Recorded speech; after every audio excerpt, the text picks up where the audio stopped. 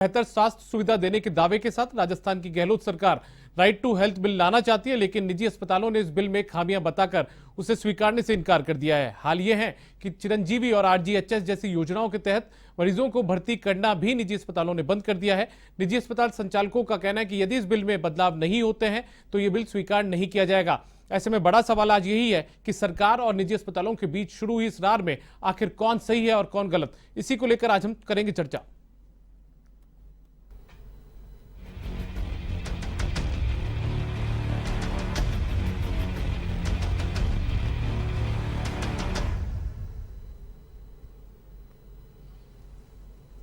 और स्वास्थ्य के अधिकार पर रार जो बची हुई है, इसी को लेकर चर्चा के लिए हमारे साथ में तीन मेहमान खास तौर पर जुड़े हुए हैं स्टूडियो से। हमारे साथ में जुड़े हुए हैं डॉक्टर सुनील कुमार गरसा, जो कि ज्वाइंट एक्शन कमेटी जो इस पूरे मामले को लेकर बनाई गई है डॉक्टर्स की तरफ से, उसके सदस्य हैं। साथ में स्टेट कोऑर्डिनेटर है उपचार संस्था के। इसके अलावा राजकुमार शर्मा जो कि कांग्रेस के नेता हैं, और इसके अलावा शैलेंद्र दाबाई जो कि बीजेपी के नेता हैं। आप तीनों का बहुत बहुत स्वागत है सर यहाँ पर। और सबसे पहले मैं चर्चा की शुरुआत करूंगा डॉक्टर सुनील कुमार गरसा आपसे। मैं जानना चाहता हूं आखिर क्या कमियां हैं इस बिल के अंदर जिसको लेकर आप लोग इस बिल का विरोध कर रहे हैं और इसे लागू नहीं करना चाहते हैं।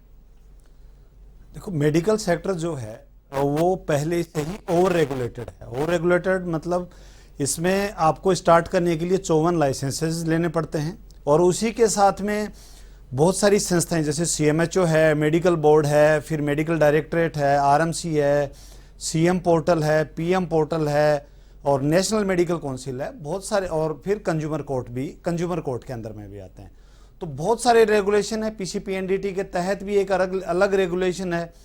तो इन रेगुलेटेड चीज में इस बिल में जो सबसे मुश्किल चीज लग रही है कि एक अलग से प्राधिकरण बना दिया है। एक ऐसा प्राधिकरण जिसके डॉक्टर मेंबर भी नहीं है, जो वो डिसीजन कर देंगे वो आप कोर्ट में भी चैलेंज नहीं कर सकते।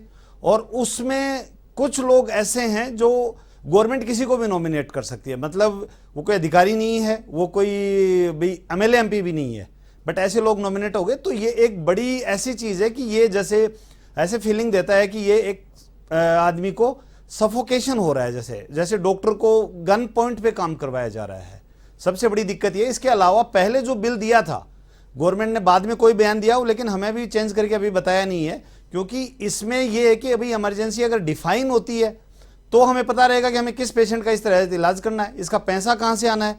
क्योंकि प्राइवेट हॉस्पिटल्स की पहले से जो योजनाएं चल रही हैं गवर्नमेंट की, जिनके पुराने जो रेट्स हैं, तो वो चीजें जो प्राइवेट हॉस्पिटल्स की कमर तोड़ के रखी हुई है उन्होंने। जी, तो आप यही चाहते हैं कि इमरजेंसी जो है वो परिभाषित होनी चाहिए जी, और प्राधिकरण को लेकर आप लोगों की लगातार नाराजगी है? बिल्कुल नहीं होना चाहिए। बस ये दो ही चीजें हैं सर?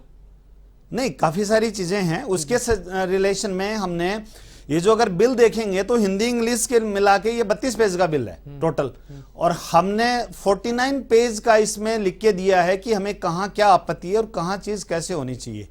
लेकिन हमें परवर समिति के सामने बुलाया गया था, तब भी उसके सामने को चेंज करके वो नहीं रखा हुआ था, वो वैसे का वैसा ही रखा हुआ था।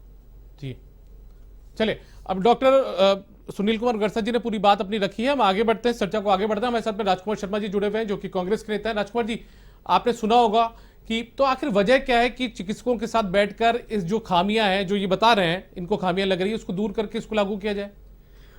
देखिए दीपक जी, सबसे पहले तो मैं आपको A1 TV के माध्यम से राजस्थान की सरकार की तरफ से, कांग्रेस पार्टी की ओर से राजस्थान के समस्त डॉक्टर्स को, नर्सिंग कर्मियों को कोरोना में शानदार काम करने के लिए बधाई देता हूं और सैल्यूट करता हूं। अब रही बात आती है राइट टू हेल्थ की।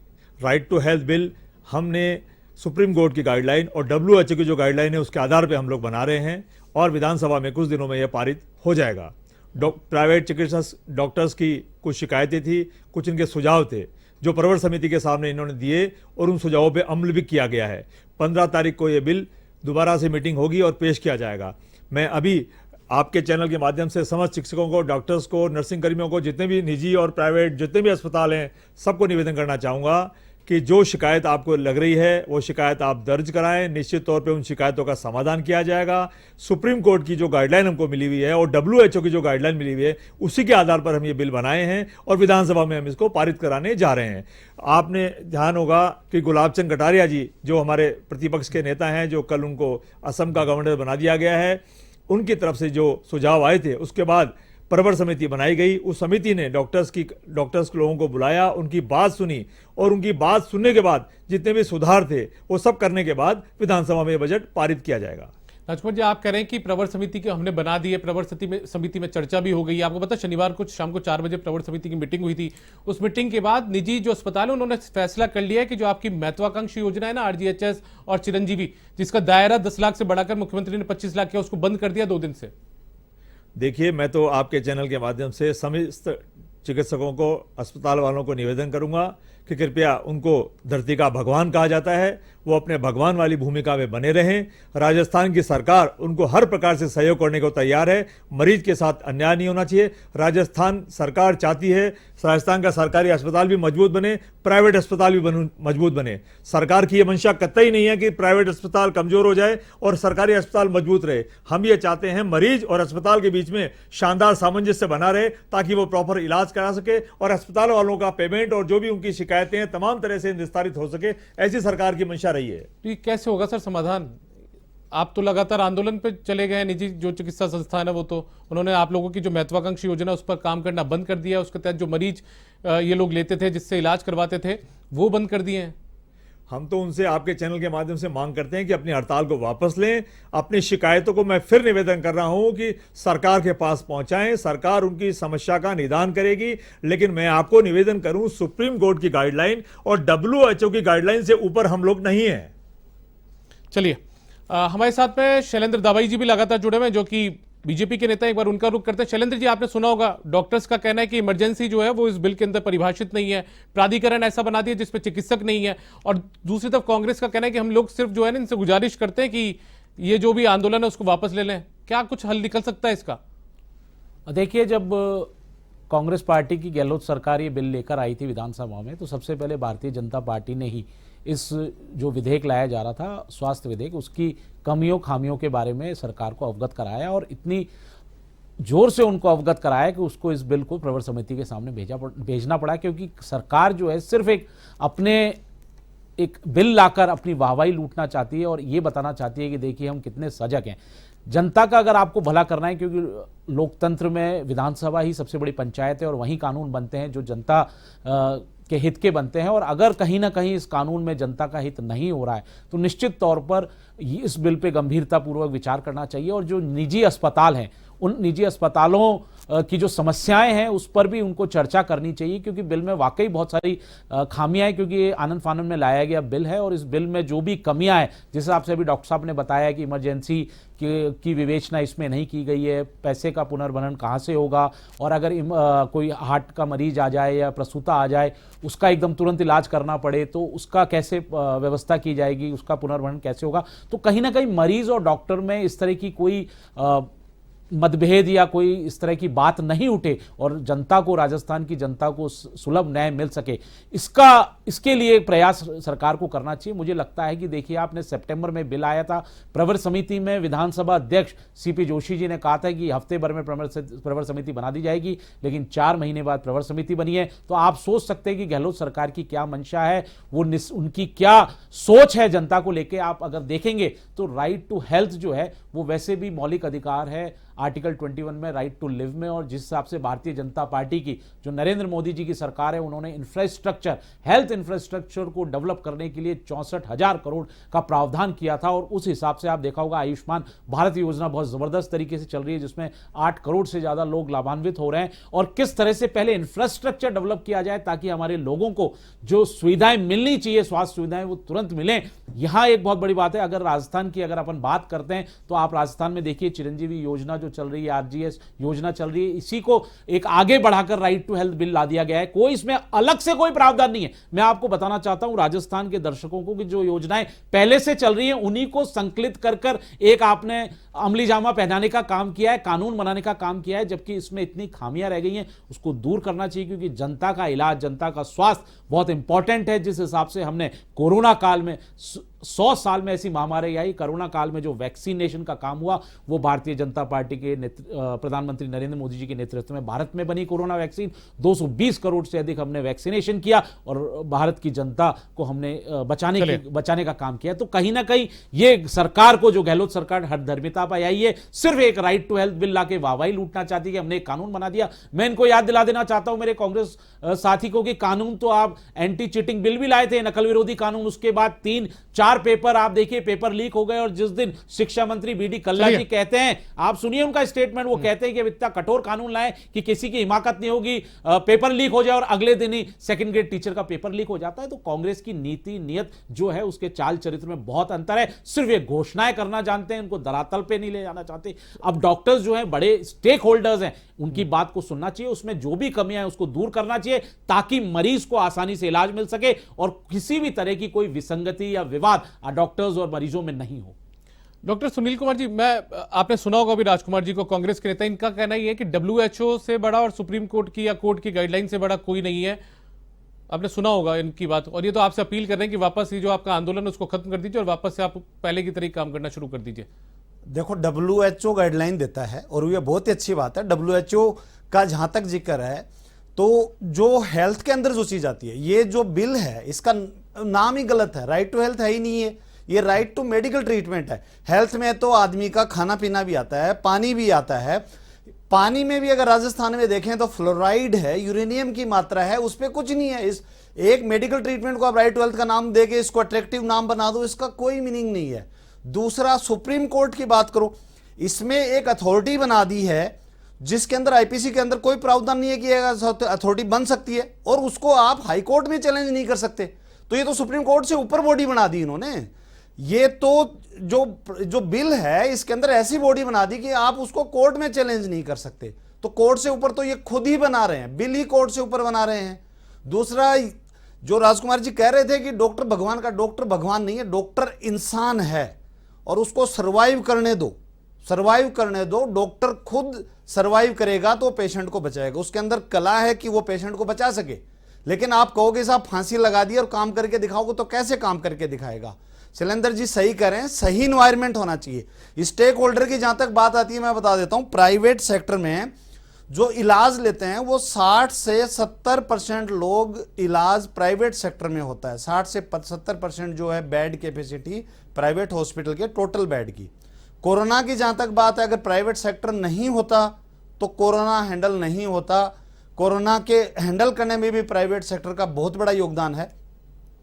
भाई हम इस काम में क्या है कि हम स्टेक होल्डर हैं, हम सर्विस प्रोवाइड करने वाले हैं। जहां तक चिरंजीवी से इस योजना को जोड़ दिया, शैलेंद्र जी बिल्कुल सही कह रहे हैं। ये सिर्फ पेज प्रिंट करने के अलावा इस बिल में कोई मेहनत नहीं की गई है। ना इस बजट में आपने एक पैसे का भी प्रोविजन नहीं देखा है कि राइट टू हेल्थ बिल के लिए हम इतने का बजट रख रहे हैं। कोई बजट नहीं रखा है, बजट में कोई पैसा नहीं रखा है। फिर इसके अलावा इसमें यह देख रखा गया कि डॉक्टर को कंट्रोल कैसे करना है। अच्छा, डॉक्टर को प्राधिकरण बना दो, डॉक्टर को मत रखो, उसकी सुनवाई भी नहीं हो सकती। तो इसको डॉक्टर को एक और अथॉरिटी बना के, इसमें डॉक्टर्स को ऐसे लग रहा है कि भाई ये अथॉरिटी बन गई तो सर्वाइवल नहीं होगा। और ये अगर कोई भी ज्ञाता है, कानून का ज्ञाता है, वो अगर पढ़ के देखे तो ये कहता है कि भाई ये चीज नहीं होनी चाहिए, क्योंकि आईपीसी के अंदर कोई प्रावधान ही नहीं है इसका। तो हम ऐसा बिल बना रहे हैं। दूसरा, हमारी बात सुनी जानी चाहिए, क्योंकि प्राइवेट हॉस्पिटल जो हैं वो चिरंजीवी योजना के अंदर और आरजीएचएस के अंदर जो गवर्नमेंट हॉस्पिटल हैं उससे आधे पैसे में काम कर रहे हैं। गवर्नमेंट हॉस्पिटल्स में गवर्नमेंट है, स्टाफ की तनख्वाह है, इंफ्रास्ट्रक्चर है, बिल्डिंग है, रनिंग कॉस्ट है, इलेक्ट्रिसिटी का खर्चा है, वो अलग से देती है और सेम पैसा और देती है। तो प्राइवेट हॉस्पिटल उससे आधी कॉस्ट में काम कर रहे हैं। तो वही काम जो गवर्नमेंट करवाना चाह रही है, पेशेंट का इलाज, हम आधी कॉस्ट में करके गवर्नमेंट को बता रहे हैं कि साहब हमने कर दिया आपका काम, और गवर्नमेंट खुद के हॉस्पिटल में उसके डबल कॉस्ट में कर रही है। तो ये हम स्टेक होल्डर हैं। बिल्कुल सही कहा शैलेंद्र जी ने कि भाई हमारी बात सुनी जानी चाहिए, हमसे काम करवाना है, हमारी बात सुनी जानी चाहिए। हमें डराकर काम करवा कि सरकार जो है वो हमें इस बिल के जरिए डराकर काम लेना चाहती है। साफ तौर पर जो आरोप है वो यहां पर लगाए गए सरकार पर इस बिल को लेकर। और जो बीजेपी, उसने तो आपके जो साथी मित्र बैठे में बीजेपी को, उनका कहना तो यह है कि सरकार की नीयत ही गलत है। देखिए दीपक जी, भारतीय जनता पार्टी का तो काम है आग में पेट्रोल डालना, तो वो तो आज पेट्रोल डालने का काम कर रही है। मैं समस्त डॉक्टर्स को, जो प्राइवेट अस्पताल हैं, मैं मुख्यमंत्री जी की तरफ से, सरकार की तरफ से उनका बहुत आभार प्रकट करता हूं। पहले भी किया है, सैल्यूट करते हैं हम सब लोग कि उन्होंने कोरोना में शानदार काम किया था। हम आपको आश्वस्त करना चाहते हैं, पूरी सरकार, पूरी कांग्रेस पार्टी हमेशा आपके साथ खड़ी थी, आज भी खड़ी है और कल भी खड़ी रहेगी। ऐसा बिल्कुल भी ना समझे। और भारतीय जनता पार्टी और किसी भी राजनीतिक पार्टी के दबाव में आकर आपको आंदोलन करने की आवश्यकता नहीं है। अगर इस बिल में कोई विसंगतियां हैं तो उसको दूर किया जाएगा, दूर किया जा रहा है। और अगर बिल पास होता है उसके बाद भी कोई विसंगतियां होगी तो उसको भी दूर कर लिया जाएगा। ऐसी कोई चिंता की बात नहीं है। मैं आपके चैनल के माध्यम से सभी अस्पतालों को निवेदन करना चाहूंगा कि कृपया आप लोग काम पर लौटें। सरकार की जो योजनाएं हैं उनको आप इंप्लीमेंट करें, आप गरीबों की, मरीजों की सेवा करें। सरकार आपके साथ पहले भी खड़ी थी, आज भी खड़ी है। किसी भी प्रकार से आपको डरने की जरूरत नहीं है, बहकावे में आने की जरूरत नहीं है। सरकार, हम तो चाहते हैं निरोगी राजस्थान बने। राजस्थान के मुख्यमंत्री हमेशा चाहते हैं कि राजस्थान हिंदुस्तान में टॉप बने। कोरोना में भी आपने टॉप काम किया था। भारत के प्रधानमंत्री जी ने भी आपको सराहा था, राजस्थान के कोविड प्रबंधन को सराहा था। इसलिए मैं आपसे निवेदन करता हूं, और मैं तो आपके चैनल के माध्यम से भारत के प्रधानमंत्री से निवेदन करता हूं कि ये योजना राइट टू हेल्थ पूरे देश में लागू की जाए। सुप्रीम कोर्ट की जो गाइडलाइन है, अभी आपने देखा होगा कि पश्चिम बंगाल को भी सुप्रीम कोर्ट ने फटकारा है कि इसको लागू किया जाए। तो हम तो चाहते हैं, मैं चिकित्सकों से भी निवेदन करूंगा, निजी अस्पताल वालों से भी निवेदन करूंगा, अगर कोई विसंगतियां आपको नजर आती है तो कृपया करके आप सुप्रीम कोर्ट में जाएं और WHO को आप निवेदन करें, ताकि राज्य सरकारों को भी इसमें कोई कष्ट ना हो। राजकुमार जी, इनका कहना तो यह है, जो निजी चिकित्सा संस्थान वाले जो डॉक्टर्स हैं उनका कहना तो यह है कि जो प्राधिकरण आप बना रहे हैं उस प्राधिकरण में वो जो फैसला करेगा उससे तो कोर्ट में भी चुनौती नहीं दी जा सकती है। मैंने आपको निवेदन पहले भी किया, फिर दोबारा निवेदन कर रहा हूं कि ये हमारी मर्जी से नहीं कर रहे हैं हम लोग। जो सुप्रीम कोर्ट की और WHO की जो गाइडलाइन आई है उसी के आधार पर हम प्राधिकरण बना रहे हैं। हम हमारी मर्जी से नहीं बना रहे कि कांग्रेस अपनी मर्जी से बना रही है या भारतीय जनता पार्टी अपनी मर्जी से बना रही है। भारतीय जनता पार्टी तो जो योजना बन रही है, जो राइट टू हेल्थ बन रहा है, उसमें खाली आग लगाने का काम कर रही है। सुनील जी, आपने सुना राजकुमार जी का कहना है कि हम हमारी इच्छा से नहीं बना रहे सब कुछ। नहीं, प्राधिकरण का IPC के अंदर प्रावधान ही नहीं है। WHO दूसरे देश में जाके रूल बनाएगा नहीं, और प्राधिकरण वास्तव में इसकी जरूरत भी नहीं है और इसका प्रावधान भी नहीं है। ये सिर्फ ये है कि ये प्राइवेट हॉस्पिटल्स के डॉक्टर को जकड़ने का एक जो है वो एक तरीका बन सकता है, क्योंकि जो हेल्थ सेक्टर है, जो ऑटोनोमस काम कर रहे हैं, प्राइवेट हेल्थ सेक्टर है, इसमें जमीन से लेके सारी मेहनत डॉक्टर खुद सेटअप करता है और रोजगार के अच्छे अवसर देता है। रोजगार बहुत हैं हॉस्पिटल में, और पेशेंट को जो मूलभूत सुविधा है, केयर की सुविधा जो गवर्नमेंट नहीं दे पा रही है, जिसकी रिस्पॉन्सिबिलिटी है हेल्थ केयर प्रोवाइड करना, एक स्टेट गवर्नमेंट की रिस्पॉन्सिबिलिटी, वो नहीं दे पा रही है, उसकी जिम्मेदारी को निभा रहा है, और वो भी खुद जो गवर्नमेंट करती है उसके कम खर्चे पे। तो ना तो प्राधिकरण का कोई प्रोविजन है IPC के अंदर, और ना ये सुप्रीम कोर्ट की गाइडलाइन के तहत है। मैं क्लियर, राजकुमार जी तो क्या है कि अब वफादार सैनिक हैं अपने पार्टी के, तो इनको तो पार्टी के हिसाब से बोलना पड़ता है। लेकिन अगर हम जिसका देखें तो इसका कोई प्रोविजन नहीं है, और ये नहीं होना चाहिए। और ये प्राविध इसका अगर अथॉरिटी का बनाने का रहा, district health authority, state health authority, तो ये हॉस्पिटल्स मानेंगे भी नहीं।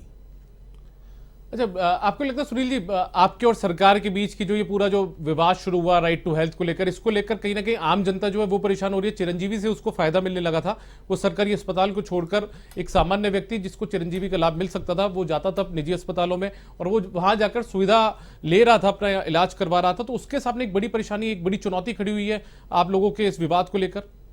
बिल्कुल खड़ी हुई है। जनता देखो, अल्टीमेटली जो सफर करता है, जो परेशान होना है, वो तो जनता ही होनी है।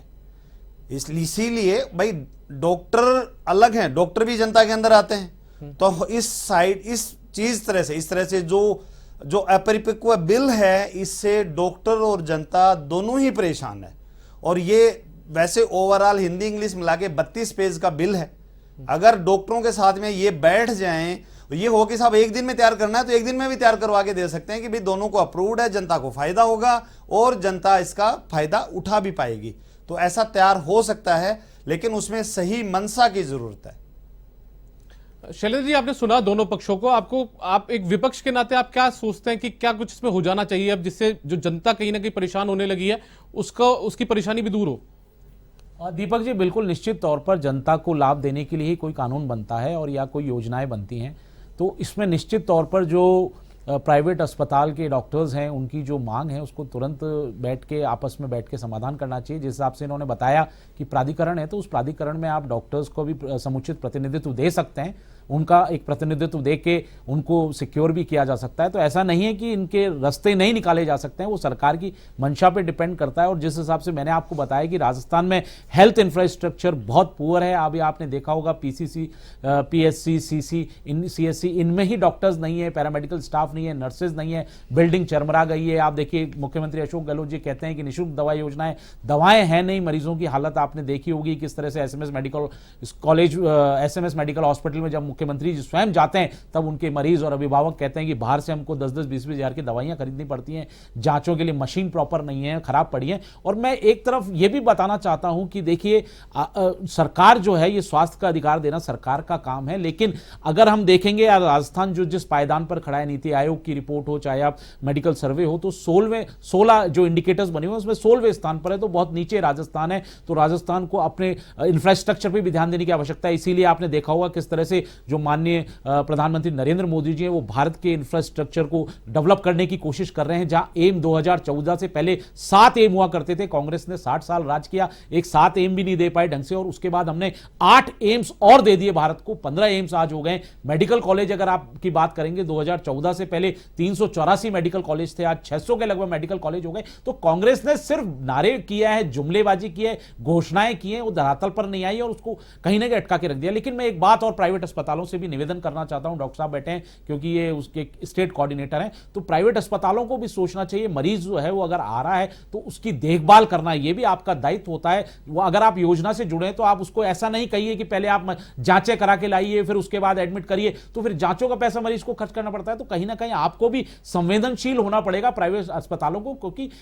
ओवरऑल आप देखेंगे तो ये स्वास्थ्य की जो बात है ये नागरिकों के लिए बहुत इंपॉर्टेंट है। इसमें दोनों की भूमिका बहुत महत्वपूर्ण होती है, राज्य सरकार की भी, सरकारों की भी और प्राइवेट हॉस्पिटल्स की भी। तो प्राइवेट हॉस्पिटल्स से भी मैं गुजारिश करना चाहता हूं कि जिस हिसाब से अभी जो ट्रेंड देखा गया कोरोना में, नो डाउट बहुत अच्छा काम किया गया है, लेकिन किस हिसाब से, जिस हिसाब से मुख्यमंत्री अशोक गहलोत जी ने बयान दिया था कि प्राइवेट हॉस्पिटल्स लूट रहे हैं, तो उसको वो स्टिग्मा भी मेरे को लगता है कि प्राइवेट हॉस्पिटल्स को धो देना चाहिए कि नहीं, हम भी समाज सेवा कर रहे हैं, ठीक है हमारे पैसे खर्च हुए हैं, बिल्डिंग बनाने में खर्च हुए हैं, स्टाफ रखने में, इलेक्ट्रिसिटी, लेकिन कहीं ना कहीं वो योजनाओं का लाभ जनता तक दें। और ओवरऑल सिर्फ व्यापार ही नहीं होता, मेरा मानना यह है कि चिकित्सा जो है वो एक सेवा का क्षेत्र है, और अगर कोई भी डॉक्टर पहले अगर शपथ लेता होगा तो निश्चित तौर पर यही कहता होगा मैं मानवता की सेवा के लिए आया हूं, मैं व्यापार करने या इसको प्रोफेशन बनाने, व्यापारिक प्रोफेशन बनाने नहीं आया, तो निश्चित तौर पर उनको शपथ पे भी ध्यान देते हुए तो इन पे करना चाहिए ताकि हमारी राजस्थान की जनता जो है उसको लाभ मिल सके, अधिक से लाभ मिल सके।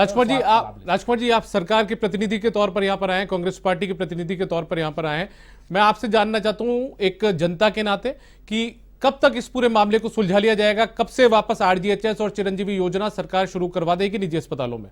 दीपक जी, मामला तो सुलझा हुआ ही है, कुछ लोग राजनीति कर रहे हैं, मैं उनसे निवेदन करूंगा राजनीति करने का वक्त नहीं है।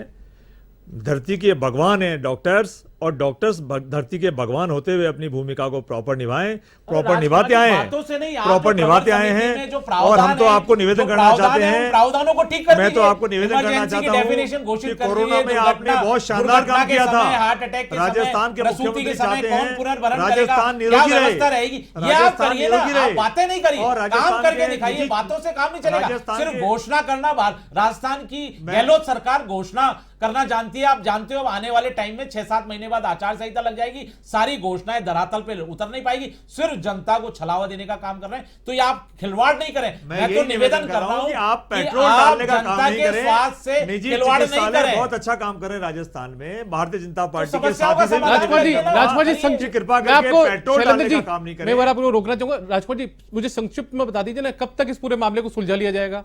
मामला सुलझा हुआ है, विधानसभा में ये जो नियम है right to health bill pass होगा, और मैं आपके चैनल के माध्यम से सभी निजी सर उसको लागू कैसे करेंगे? चिकित्सालयों को मैं आश्वस्त करना चाहता हूं कि उनके अधिकारों में कोई भी दिक्कत नहीं आएगी, ना मरीज को दिक्कत आएगी ना अस्पतालों को दिक्कत आएगी। सुनील जी, मैं आपसे जानना चाहता हूं, क्योंकि आपको धरती का भगवान कहा जाता है, लेकिन अब आप लोगों का जो रवैया रहा है उससे कहीं ना कहीं जो परेशानी है, वो दिक्कत जो है वो आम आदमी को आई है, जो मरीज आपके अस्पतालों में पहुंचता था उससे आई है। तो कब तक ये पूरा मामला सुलझ जाएगा और कब से वापस एक चिरंजीवी का लाभ या आरजीएचएस का लाभ आम जनता को आपके निजी अस्पतालों में मिलना शुरू हो जाएगा? देखो, ये तो सब गवर्नमेंट पे ही निर्भर है। अगर बिल आता है, जैसे राजकुमार जी करेंगे भी लागू हो जाएगा, तो अगर वो भी प्राइवेट हॉस्पिटल्स का है, उनका भी ध्यान रखा जाए, उनको जो है वो डरा के काम नहीं लिया जाए, उनकी चीज़ों का ध्यान रखा जाएगा, तो वो लागू हो जाएगा और सारे काम शुरू हो जाएंगे। अभी सरकार की क्या मंशा लगी आपको? आप पिछले दिनों शनिवार को मीटिंग में भी गए थे, प्रवर समिति की मीटिंग में, उसमें क्या कुछ सरकार का रुख रहा? देखो, बीच में जब बात रख रहे तो बहुत बार टोका जा रहा था और ऐसे लग रहा था कि इनको, जैसे जो विधानसभा के सचिव थे और जो हेल्थ सेक्रेटरी थे, उनको तो बिल का फिर भी पता था, बाकी ना विधायकों ने बिल पढ़ा हुआ था और किसी ने नहीं पढ़ा हुआ था पूरा, कहाँ पे है ये, कहाँ पे लिखा हुआ है, तो किसी को ज्यादा मतलब नहीं था। बीच में इतनी बार टोका जा रहा था, तो हमें बिल्कुल संदेह है कि बातें मानी जाएंगी, इसलिए हम विरोध में उतरे हैं उसके प्रवर समिति की मीटिंग के बाद में कि हमें गवर्नमेंट की जो योजनाएं हैं वो त्याग देनी चाहिए, क्योंकि और दूसरा ये है कि बिजनेस के तौर पे नहीं है। राजस्थान के जो हॉस्पिटल है, शैलेंद्र जी कह रहे हैं, राजस्थान के प्राइवेट हॉस्पिटल आसपास के स्टेट्स को आप देखें 50% रेट पे काम करते हैं। और उसके अलावा अगर हम क्वालिटी की बात करें, हमें क्वालिटी तो चाहिए अमेरिका यूरोप के बराबर, और हम रेट देना नहीं चाह रहे 15% के आसपास। अगर अमेरिका यूरोप की रेट देखें और चिरंजीवी की रेट देखें, 15% रेट पड़ती है। सुनील जी, सरकार यदि इसमें संशोधन कर देती है जो आपकी मांगे, तो आप उसको मान लेंगे? और यदि सरकार बिना संशोधन के लिए कहती तो आप उसे नहीं मानेंगे, स्वीकार नहीं करेंगे? बिना संशोधन के लेके आती है तो बिल्कुल स्वीकार नहीं करेंगे। संशोधन लेके आती है तो फिर हमारी ज्वाइंट एक्शन कमेटी डिसीजन करेगी कि आगे किस रास्ते पे जाना है। चलिए, बहुत बहुत शुक्रिया, आप हमारे साथ जुड़े। डॉक्टर सुनील कुमार गड़सा, इसके अलावा शैलेंद्र दाभाई और राजकुमार शर्मा, आप तीनों हमारे साथ जुड़े, तीनों का बहुत बहुत शुक्रिया। तो कुल मिलाकर बात यहीं पर सामने आई है कि डॉक्टर्स का कहना यहां पर यह है, निजी अस्पताल जो संचालक है उनका कहना यह है कि सरकार इसमें संशोधन करके बिल लेके आती है तो इसे स्वीकारा जाएगा, और यदि इसे संशोधन नहीं किया जाता है तो इस बिल को वो लागू नहीं होने देंगे, इसे स्वीकार